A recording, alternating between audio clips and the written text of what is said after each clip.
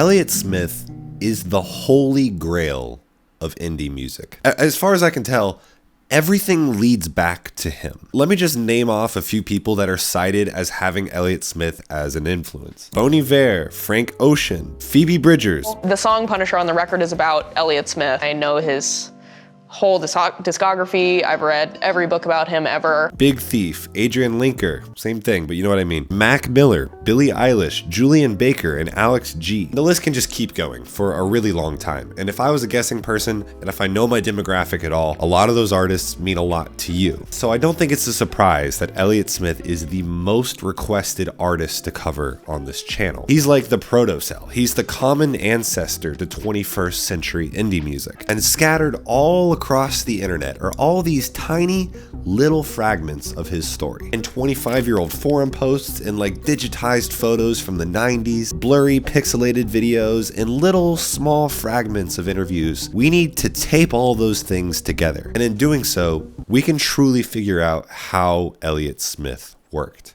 We're a green screen channel now. All right, here we go. In this episode, we have 6 different suspects. I've done a ton of research on each one of these individuals in order to gather as much little pieces of the puzzle as possible, all to fill out this chart. This chart describes all the recording locations, the gear that was used on all the different instruments, the techniques that were used, both in terms of production and then also mixing. I can't promise that we're going to get every single detail of this chart filled out, but we're going to fill in gaps where we need to. Again, the goal of this video is to have the most complete story of how Elliott Smith recorded either or. And then with all the information that we get from this chart, we're going to record Ballad of Big Nothing as accurately as possible in the context of a modern home studio. That way you know how you can implement all of these things in a modern context. We're going to record all of this on a Scarlett 18i20 4th generation, and we're going to use all free plugins. This means I can actually share the Ableton file with you over on Patreon. So Focusrite is sponsoring this video, and I know a lot of you at home are also working with a Scarlett interface. Hopefully this shows you how much you can do with it. These new 4th generation models have 69 decibels of clean gain, which is perfect for really gain-hungry microphones. They're incredibly quiet, clean preamps, and they even have a remote control function using the app. And the air button gives you 2 alternative voicings, presence and harmonic drive. Presence gives you more top end, harmonic drive gives you more mid-range and top end. It's a bit more of like an analog console sort of vibe. That's really helpful in this circumstance because that is exactly what we were trying to emulate. We'll be using both of these at different stages of the production. You also have features like auto gain, which is great for drummers, clip safe so you don't end up clipping, and some other cool stuff that we'll see later on in the video. So the first thing that we need to understand about his recording process, the timeline and all the locations, it's all a bit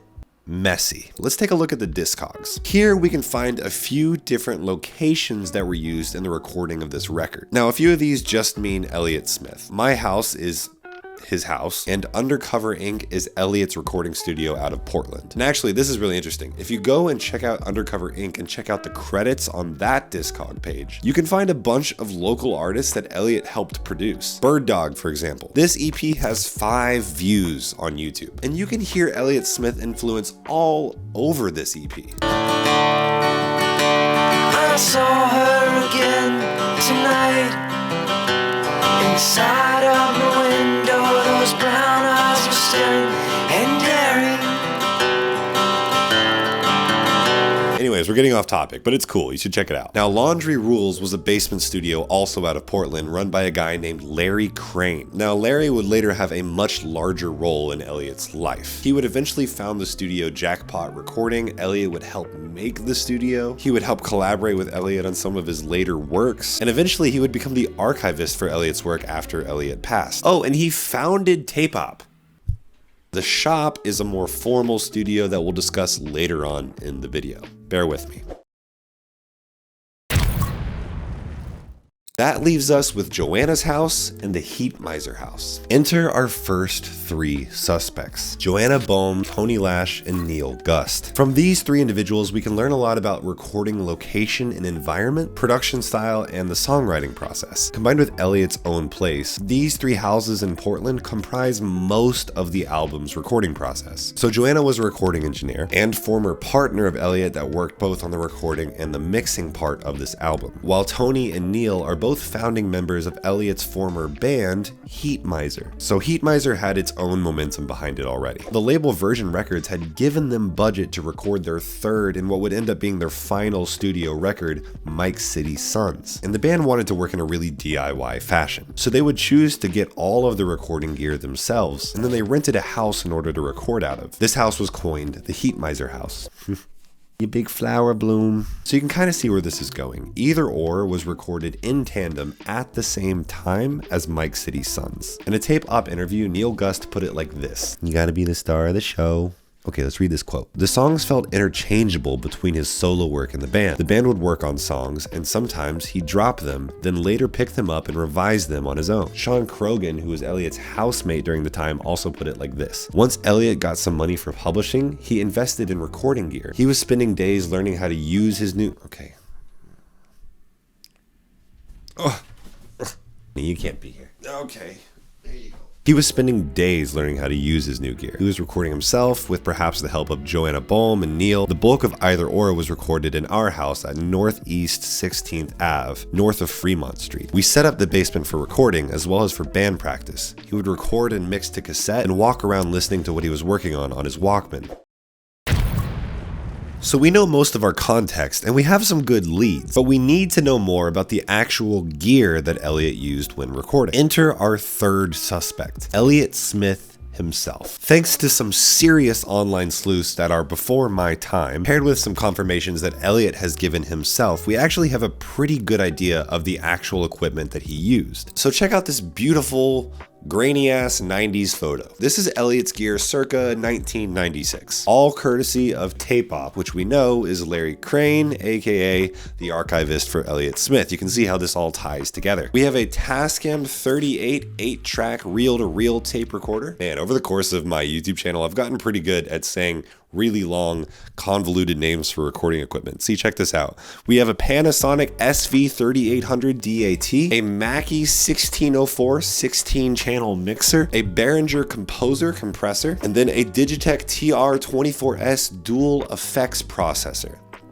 Wait, a dual channel processor and effect rack. Something like that. So a lot of this can be confirmed in a Tape Op interview that Elliott Smith did back in the day. Check this out. The first 2 solo records were totally limited, and there was no choice about what to use. Then I got an 8-track, and I had a choice between a couple of different mics. I got a compressor, and one of those digital effects boxes that make any effect that you have the patience to try and program. So Tape Op, which is really Larry Crane in this case, he archived all the microphones that were used during this album. That would be an AKG D112, a Shure SM57, an Audio-Technica 37R, that's a small diaphragm condenser, and a Langevin CR3A. That is a large diaphragm condenser. So assuming no duplicates, that's 4 microphones that we know were used on Either Or. I wonder how many times I can do this edit before it is genuinely really annoying. So I think now is a really good time to mention that in this specific video, we're getting a lot of really good, really accurate information about the gear. But just because I'm like nerding out and mentioning all these items doesn't mean that what you have at home won't suit this vibe just as well. What they were using was oftentimes just what they had available to them. What's more important are the mixing techniques and the recording methods that we'll continue to learn about in this video. And the takeaway from this isn't that you need to buy all this gear in order to be as good as Elliott Smith. So we're starting to get the production half of this chart really well filled out, but there's 2 more suspects that we need to introduce. These 2 individuals are Tom Rothrock and Rob Schnapp. They're a package deal in this era. Together they co-founded the studio The Shop in Arcata, California, as well as the label Bong Load Custom Records. They did that as well. By this point, they would have already produced Beck's Mellow Gold. That one has Loser on it. But this all starts with Elliott calling up Rob and asking for help completing the Heat Miser record, and subsequently help Elliott with his solo work. Here's how Rob puts it. I know we had been talking about doing something together for a while, possibly recording at my house like we had for parts of Beck's Mellow Gold, but it didn't come together. Elliott called me and said they were in a bind on the Heat Miser record. I pitched Tom the idea, and off we went. It was a lot of fun conquering limitations, drums in the dining room and guitars in the kitchen, and making a cool record. And through the next couple decades after the recording of Either Or, it's these 2 individuals, primarily Rob, that leave little breadcrumbs throughout the the internet in the early 2000s that really help us complete the picture. It's Rob's like kind of random appearances in online forums throughout the 2000s that really give us an idea on how the gear was used. Seriously, like reading through some of these forums from like the early 2000s, he spawns like a mystical wizard out of nowhere, and then he just like leaves. He only responds for like 1 or 2 posts, and then he's gone for like 5 years. He's always lurking though. So Rob, if you're watching this, hello. Feel free to contact me and tell me what I got wrong after this video. I would be honored, actually, seriously. How's it going, guys? If you enjoy these videos, they usually take like 2 or 3 months to build. It's a ton of effort. Leaving a like, comment, and subscribe all help these videos out algorithmically. When these videos have such a long production timeline, that really matters a lot, actually. Plus, if you're new here, there's a ton of other videos just like this, so see you around. Thank you so much. So I've heard a lot of murmurs that Elliott Smith recorded this record on primarily an SM57, and we know it's on the gear list, but check out this post from March 23rd, 2010 on Gear Space. When a question pops up about vocal microphones, Rob responds with this. Probably a fist away from a popper stopper, which is a fist away or so from the diaphragm of the microphone. Either or microphone would have been Stephen Paul modded 87 with inner tube electronics, or Elliott's 87 looking Langevin mic. I can't remember the name of the model. Don't read anymore, because we're not in that part of the narrative structure yet, so stop reading. Either way, we're looking at a microphone that's based on a U87. And then we're getting that right up close to the vocal to get as much of a full vocal sound as possible. On the guitars, he could have used an SM57, but here's a post from December 4th, 2006. This is admittedly about the next record, XO, not about either or, but I do think it's worth mentioning. When asked if the guitars were recorded with an SM57, Rob responded with this. Well, the short answer is no, not 57s. It was all condensers. Depending on what the part was like, if it was real fingerpicky, it would have been large diaphragm. If it was strummy, it would have been small diaphragm. I know some of you guys are so sick of this edit by now, but honestly, I think that's really funny, and I think this is really funny. Sometimes it was vocal and acoustic cut live and then doubled the same way, panned off one another. Not hard panned, but for example, main vocal would be leftish, while main guitar would be rightish, and vice versa for the doubles. Now this gets into some really interesting methods for Elliott's kind of trademark double tracking style. As mentioned, the guitar and the vocals were mostly recorded together. One panned soft left and one panned soft right. And then whenever we doubled that, that would be inverted. And then in yet another forum post, Rob would go into a different panning style that they used. The stuff we were involved in with Elliott, there was always a close mic on Elliott for vocals and a mic on the guitar. He didn't really sing that loud, so it was hard to do it one mic. Plus we had a panning scheme with the mics that worked really good. We would get a great performance of the song acoustic guitar and vocal live, and then Elliott would double that. Track 1 vocal would be panned 1:30 or 2 o'clock. Track 1 guitar would be panned hard left.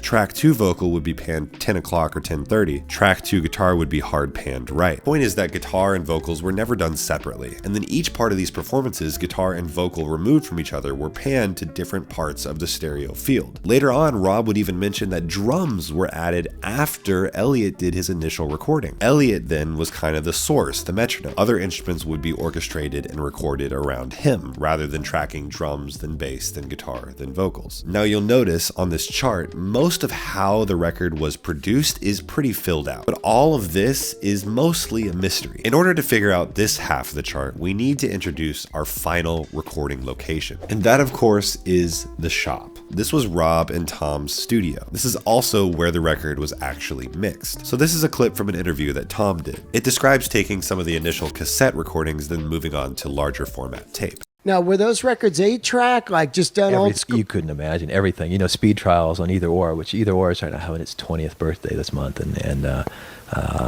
so that song Speed Trials, he had it on a 4-track cassette, and we mixed it in my studio in Humboldt, in the shop. We mixed it. We plugged the 4-track cassette deck into the board and mixed it through the API off the cassette. Wow. We're like, great, that one's done. And then in other ones, we would he brought in a bunch of ideas in various formats, and he brought in a couple things on a 1/2-inch 8-track that he had in his early records, his first 2 records, a lot of 1/2-inch 8-track in his basement.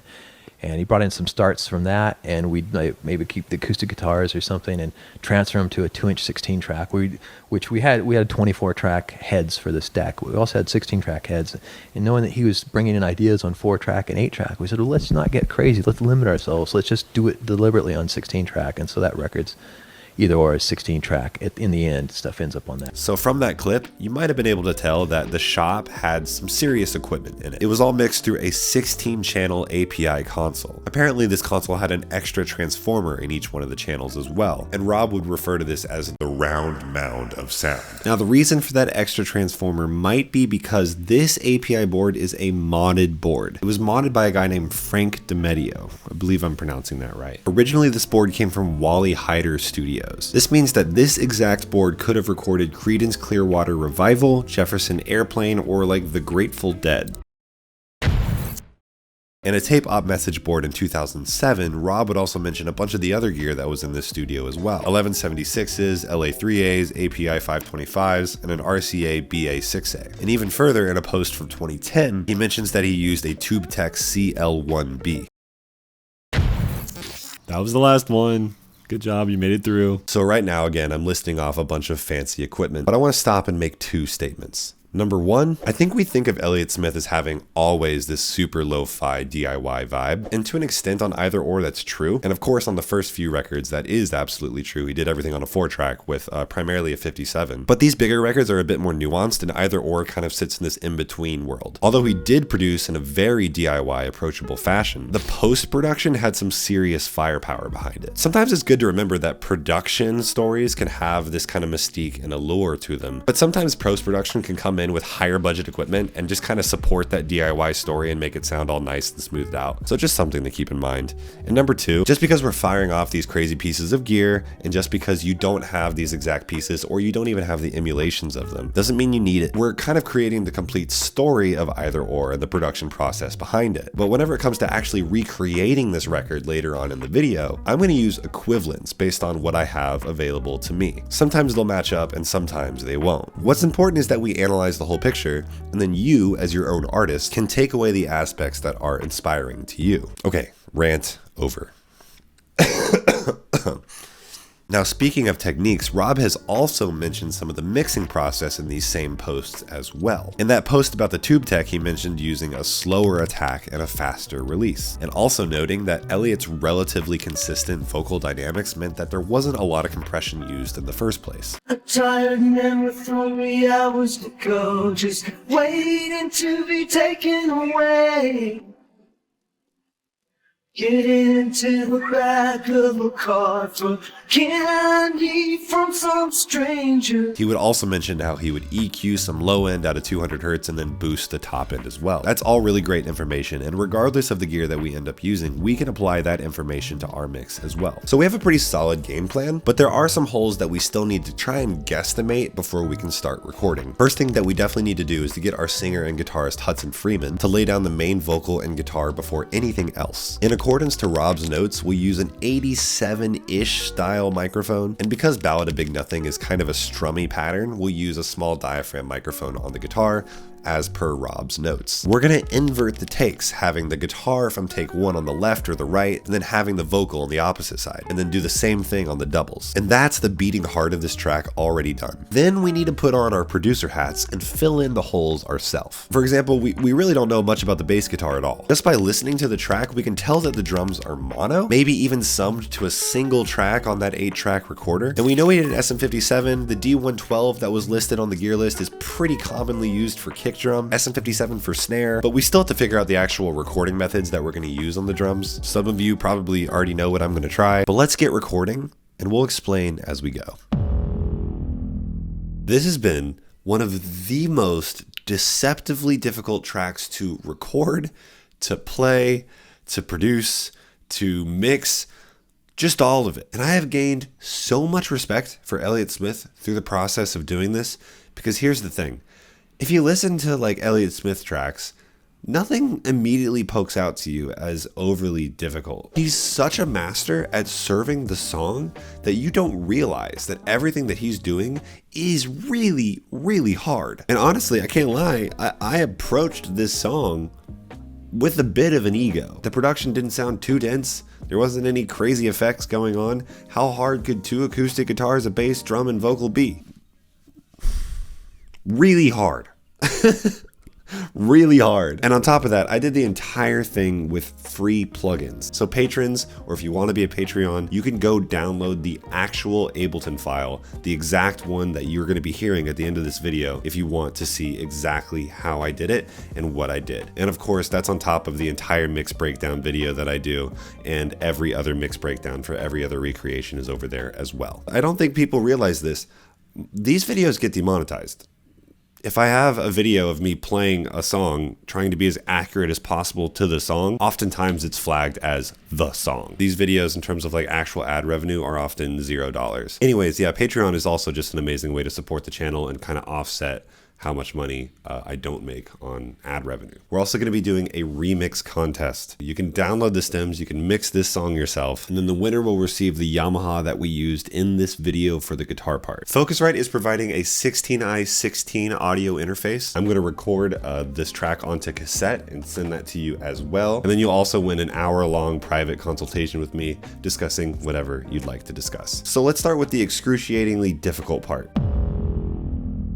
So this, right off the bat, is the first example of Elliott Smith just absolutely kicking my ass. In accordance to how Elliott Smith works, we recorded vocals and guitar at the same time and did multiple different takes until we found a few that we could place across the stereo image. We made sure that the guitar and the vocal take from the same recording never ended up on the same side. Of course, this isn't the only panning mechanism that Elliott Smith used, but it is one noted by Rob in one of these forum posts. On this particular track, it sounded like Elliott only had 2 doubles. They were both kind of right in the center, one slightly off to the left and one slightly to the right. But if we listen closely in the choruses, it does appear like 2 additional vocals, one on the left and one on the right, appear during the choruses. Here's how that sounds. Watching the parade with pinpoint eyes, full of smoldering anger. You can do what you want to, whenever you want to. So just like what was mentioned in those forum posts, there wasn't a lot of vocal processing that actually went on. All of them went through 2 free compressors, both by a company called Klanghelm. This was recommended to me by Ricky Barati of RCR Studios, so shout out to my New York people who know Ricky and how awesome he is. Those 2 compressors are the MJUC Junior and the DCA13. I'm just gonna call the first one the Junior. The Junior is only doing about 4 decibels of reduction to the main vocal, and the DAC13 is doing about 3 decibels of reduction to the entire vocal group. But here's the thing. If you, as a vocalist, don't have the same vocal consistency as Elliott Smith, which is pretty hard, I did a lot of adjusting the clip gain. This means that all the phrases that are just a bit too loud, I'm turning down the volume before they hit the compressors. This will give you kind of a natural vocal mix that doesn't sound too compressed while still having the normalized volume necessary to have it sit above all the instrumentals in a mix. By the way, we recorded this a half step down in order to suit Hudson's voice. You can check out Hudson's music here. He has a whole new album coming out. Hudson is an amazing songwriter. You might have even heard some of his work on Spotify already. His album is a Folk Artist just came out like a couple days ago, so go check it out with the link down below. It's an amazing piece. If you like Elliott Smith, if you like Alex G, if you like Bon Iver,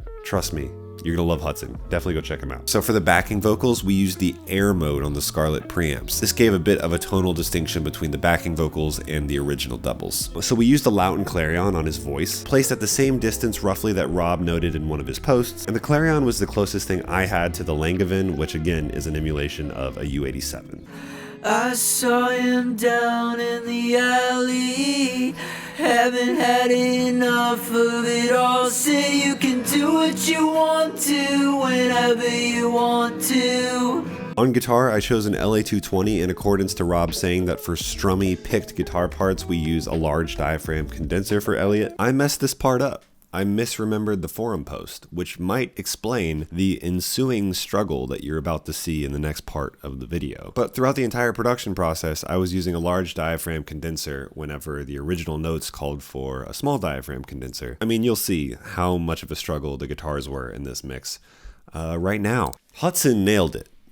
Me, I don't know, man. The guitars just like weren't there. I would say that there were several problems with the original guitar. Beyond just the performance, which wasn't at Elliott's level, the tone wasn't even really that workable. So the raw camera audio from this footage really kind of shows you what I mean. Listen to how my guitar has this like buzzy, chimey bit on like the high E and B strings. Do what you want to, whenever you want to. Do what you want to, whenever you want to. Despite my best efforts, the guitars just weren't really workable.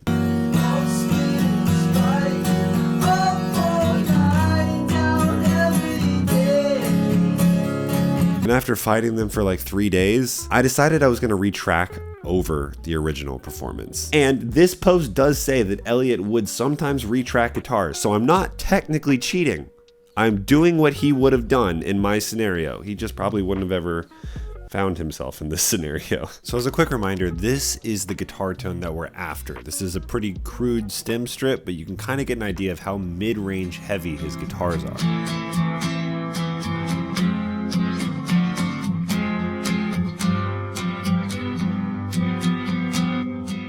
Okay, so the big lush Gibson J45 wasn't working. Let's try the exact opposite, a 1940s K arch top. If the Gibson didn't have the mid-range, let's try a guitar that is literally only mid-range. Only mid-range. This is how it sounded compared to the Gibson.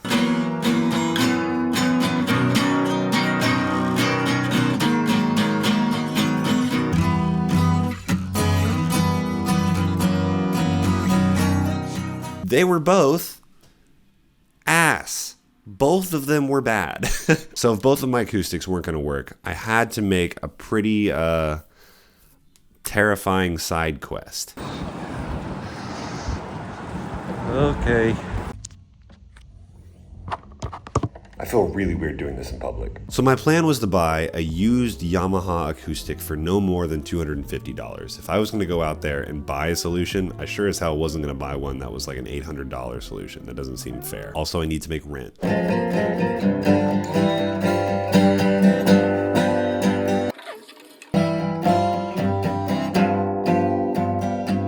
Like there's no top end in that. But this one's too plinky. And the other Yamaha was too plinky. I'm gonna get this one and try and get new strings on it and see if it balances out. This is a Yamaha FG800. It's the same body style as Elliott's old Yamaha FG180. So after I bought this Yamaha, I decided this is gonna be the end. Thus began the arduous process of finding the right microphone to record this Yamaha. The one that you will win if you win the remix competition, just a reminder. In summary, here's every guitar that I ended up recording. A Gibson J45 with a Loughton 220, a K arch top with a Loughton 220, a K arch top with an SM57, the Yamaha with a Sennheiser MK4 and old strings, the Yamaha with old strings and an SM57, the Yamaha with an MK4 and new strings, the Yamaha with a Loughton 220 and new strings. And that was the one I finally picked. I even got as nitty gritty as choosing different pick hardnesses. Listen to all of these raw and you can tell how different each one of these actually is. Watching the parade with pinpoint eyes, full of smoldering anger. You can do what you want to, whenever you want to. Now you can do what you want to, there's no one to stop you. Now you can do what you want to, whenever you want to. Do what you want to, whenever you want to. Do what you want to, whenever you want to.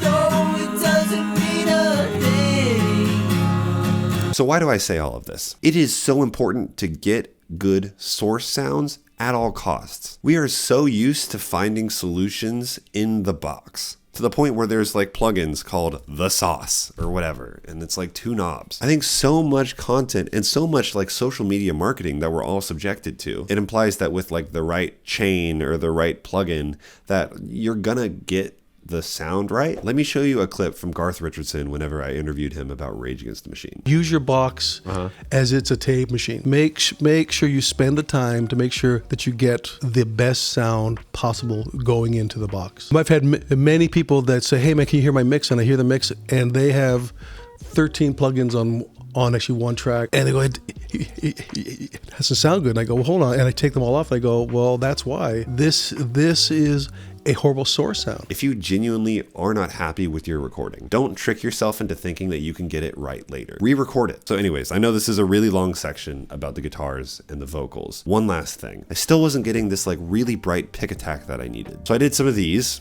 which I don't know if Elliott Smith did, but it seemed to work.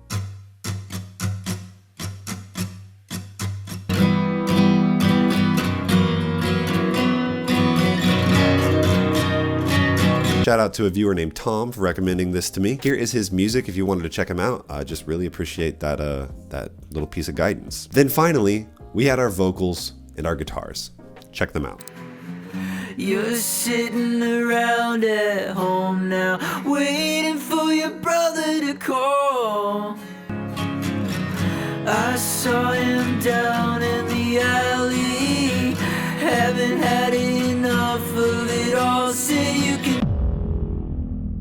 Okay, so thankfully compared to the last section, bass is much more straightforward. I just used my Squier Jazz bass and I lightly palm muted to get a nice thumpy attack that had a short decay time. I ran that through the Scarlett's harmonic preamp setting to get a bit more of like a crunchy analog vibe. Ran that through a couple instances of more saturation through stock Ableton plugins, Calum Audio's tape emulation to kind of mellow out the sound. Pretty straightforward. I think it anchored the mix really well. You can check it out mixed and unmixed right here.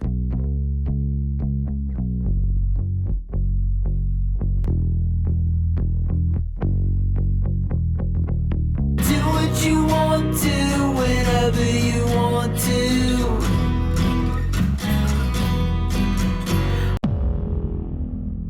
Alright, in the spirit of working in the same way that Elliott Smith worked, backwards from the vocal and the guitar, here are the drums last. So we know the drums are mono just from listening to the track. We know that it was potentially recorded in a dining room. We know the microphones that were used on the track, at least to some degree. But this is where we need to kind of figure some stuff out ourselves. So we're going to use the time-tested Glyn Johns method on the drums. That's my best guess as to what they probably used for a mono drum sound. We close mic'd the kick with a Sennheiser E902. Used an SM57 on the snare, then placed the Loudon Clarion, because I'm assuming they used the Langevin as a mono overhead, but I might be wrong, as a mono overhead 40 inches above the snare, facing the snare. And then because we knew that Elliott Smith did have that Audio-Technica small diaphragm condenser, we used that as our fourth microphone in the Glyn Johns setup. This was placed above the floor tom, also 40 inches away from the snare, facing the snare.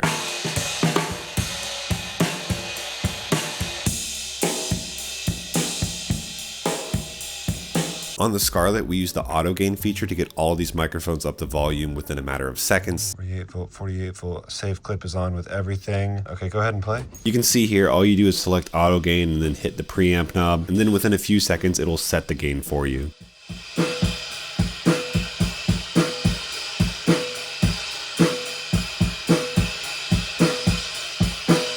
And Focusrite Control 2 has an app. This let Michael monitor all of his levels while he was playing. You can see how if you're a solo drummer, this could be really useful for you. And I know you guys all know and love Michael by this point. He's the drummer on every single one of these track recreations. Just remember, he's a drummer for hire. If you need him on your tracks, you should definitely hit him up right here. The snare in Ballad of Big Nothing is this really resonant, ringy snare. So we tried to emulate that as best as we could. And it ended up being this really sick, kind of trashy sound too.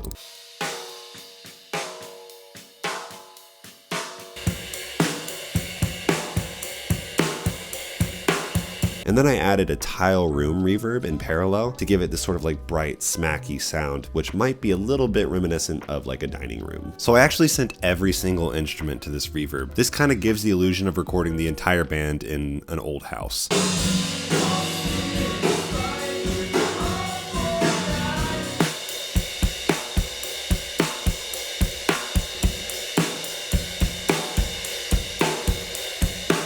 One thing that we did eventually add, his cymbals were just a little bit more chaotic and less chill than ours during the verses, so I had Michael do a single overdub of a different crash in order to get a bit more energy that I added later. You'll see that if you download the stems or the project file. So here's the drum sound mixed and unmixed.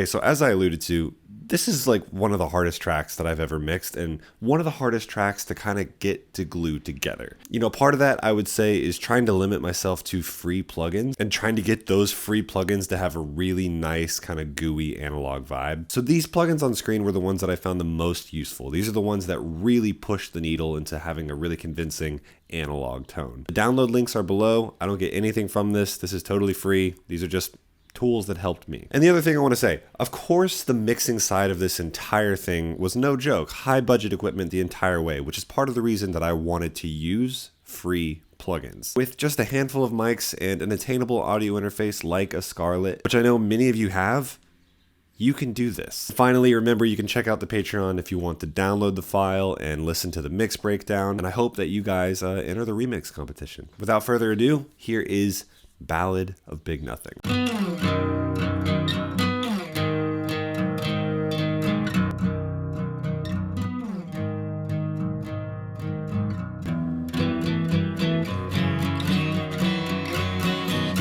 Throwing candy out to the crowd, dragging down the lane. The helpless little thing with a dirty mouth who's always got something to say. You're sitting around at home now, waiting for your brother to call. I saw him down in the alley, haven't had enough of it all. Say you can do what you want to, whenever you want to. You can do what you want to, there's no one to stop you.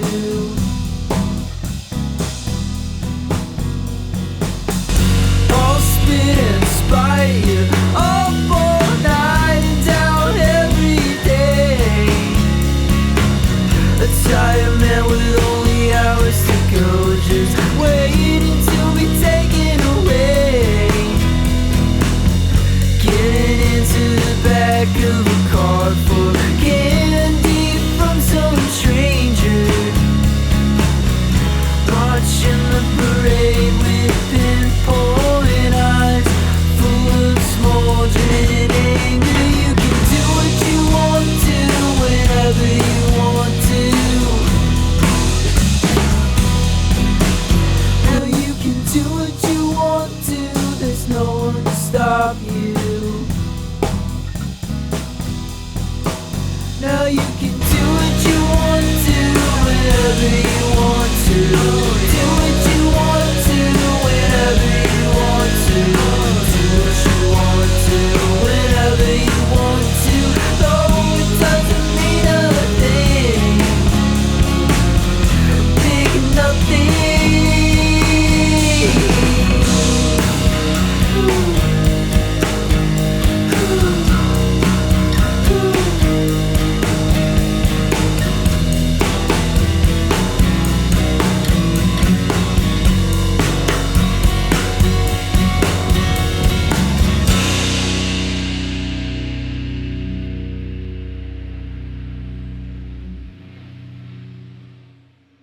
All right, guys, thanks for sticking around. For the past, 2 years, people have been asking for Elliott Smith, so I wanted to give an insane mega video. Hope this video did Elliott Smith and your expectations justice, and I'll see you on the other side. Bye-bye.